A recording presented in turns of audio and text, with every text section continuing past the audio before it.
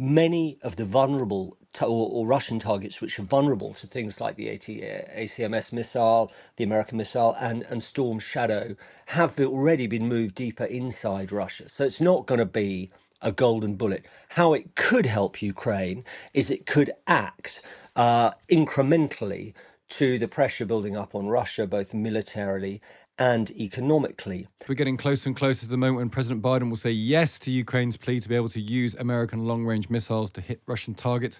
And then what? The hope is it will help Ukraine fight off the Russians. The fear is that it will just escalate the war further. The nightmare is it means the war breaks out of the borders of Ukraine and Russia and ends up hitting Europe. And it may be very unlikely, but the unthinkable is that this triggers a nuclear confrontation. Let's assess all this with Anthony Loyd, special correspondent for The Times, who's been to Ukraine many times. Anthony, good morning to you. Stig, good morning. Is it very straightforward, that longer-range missiles will help Ukraine, but what will it help them do when it comes to this war coming to some form of conclusion? Stig, that's an excellent question. Yes, it will help Ukraine, but it's not going to be a golden bullet. It's not going to be one of those fulcrum moments in a conflict that a mere weapon system alone, which will allow Ukraine to strike deeper in the case of Storm Shadow, for example. If the Ukrainians are authorized to use Storm Shadow deeper into Russia, it gives them a range of, I think, about 155 miles into Russia. It can hit some major logistics bases, some of the main locations where Fab glide missiles are being manufactured, but it's not actually going to turn around the conflict as a single act of allowing a weapon system to be used.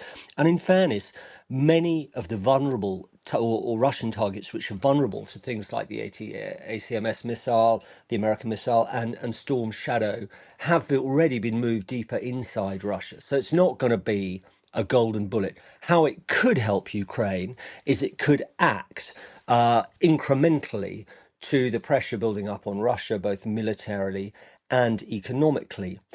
However, if you consider whether or not Russia can be defeated one day through the advancement of further weapons being given to Ukraine, I think there's three likely scenarios which you have to consider. And I think, first of all, the overall defeat of Russia in a way that repels all its forces from Ukraine and Crimea is extremely unlikely and possibly impossible, actually. Yeah, well, it's an interesting point. Could there, maybe the point is having this conversation, but we've endlessly spoken to various people from former NATO people from the Baltic states, people all over the place, saying to us, if you'd done this in day one, if you'd said to Ukraine, here are the jets, here are the fighters, here are the missiles, here are all the things necessary to fight a modern war, actually it'd be very, very different. But what's ended up is there's been this gradualist approach by America, particularly also Germany, and we've ended up, 2.5 years in, whatever it now is,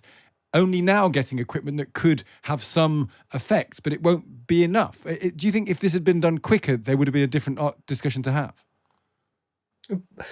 Possibly, but I don't think it was ever going to be done quicker. I don't think there was any way that when Russia invaded Ukraine, you would get a united, coherent Western world just, escalating immediately the war with masses of weapons. It was never going to happen. So I think it is a slightly bogus or hypothetical kind of discussion to have. But I think the key thing is here, Stig, to my mind, the key thing is, can Putin's mind be changed over Ukraine? Because Russia is not going to be defeated outright militarily in a way whereby Ukrainian forces drive all Russian forces from Donetsk, from Luhansk and Crimea, including the Russian Black Sea Fleet headquarters at Sevastopol. That's not going to happen. No reasonable person thinks that's going to happen.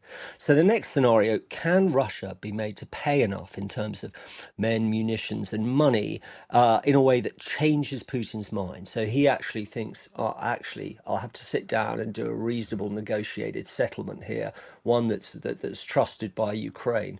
Well, personally, I think that's pretty unlikely. It's not impossible, but it's pretty unlikely.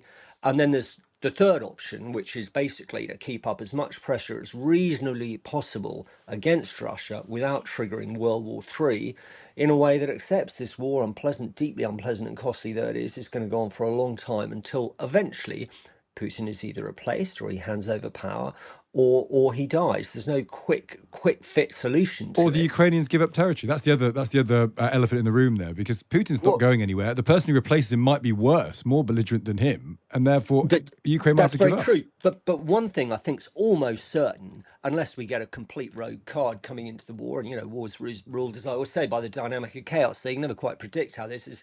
This is going to end with a negotiated settlement. It's not going to end with an outright military victory for either side. I don't think any reasonable person thinks that. So someday you're going to get both sides, however worn down they might be, sitting down for a negotiated settlement. And that negotiated settlement will almost inevitably involve the loss of some territory from Ukraine. And bear in mind, it's held great areas of Donetsk and Luhansk and certainly Crimea since 2014.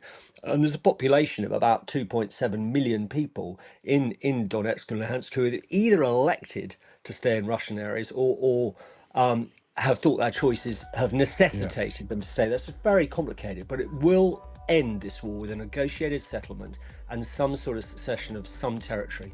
And well, I'm sure that's exactly right. Anthony, I also see from the Times it's your birthday today, so thank you for speaking to us on your birthday. Happy birthday. You don't look 58, you look better for it and all that. Just as well the camera's off, Steve. Yeah, I know that this lifestyle suits you. Anthony, great to speak to you. Thank you for joining us. Thanks, Steve. That's Anthony Loyd there at the Times' special correspondent.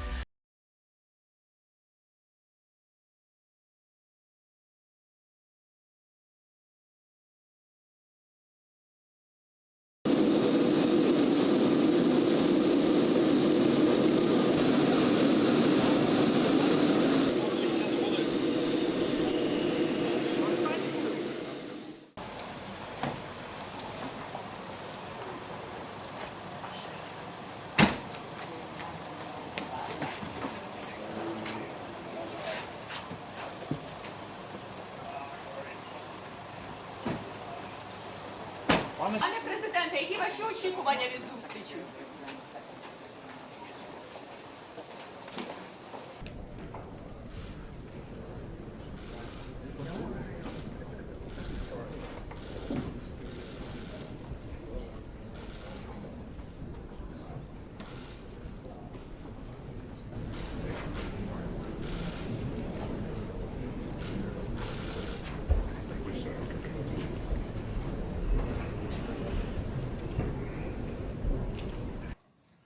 It's also great to see Minister Umerov and the rest of the Ukrainian delegation. As many of you know, we have a special guest here with us today, President Zelenskyy.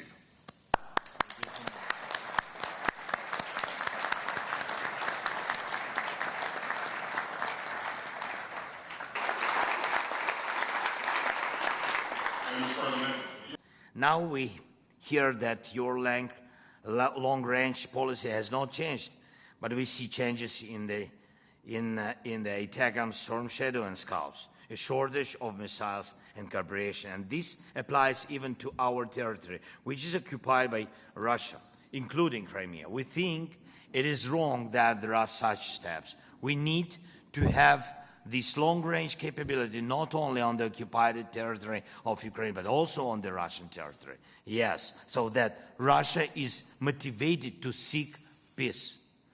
Preparation for welcoming us today, dear ministers, dear generals.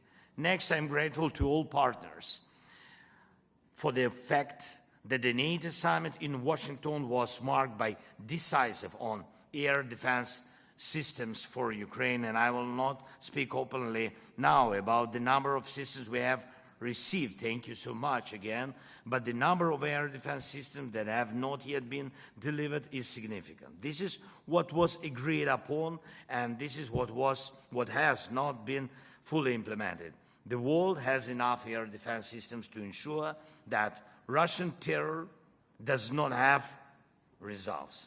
And I urge you to be more active in this work with us on air defense. In the Donetsk region of Ukraine, especially and we have already started operating F-16s. Thank you for the support, Secretary, and to you partners. And they strike down missiles and drones. They are very efficient, but There are few, you know about it, and we need much stronger fleet of F-16s. And I have proposals that I will say when the press leaves. This year, when Putin launched assault against our city of Kharkiv.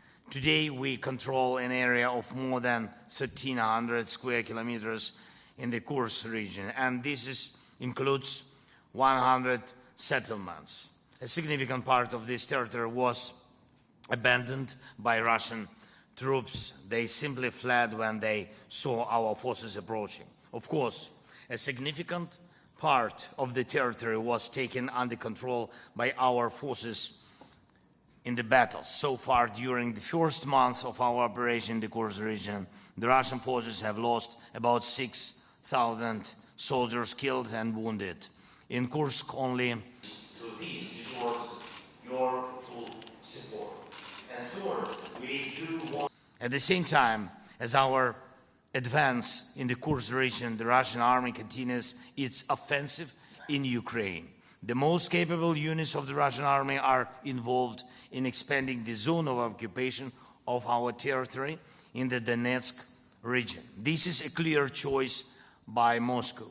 Putin wants more Ukraine to occupy than he wants security for Russia. He doesn't care about Russian land and people. He just wants to grab as much of our land and as many of our cities as possible.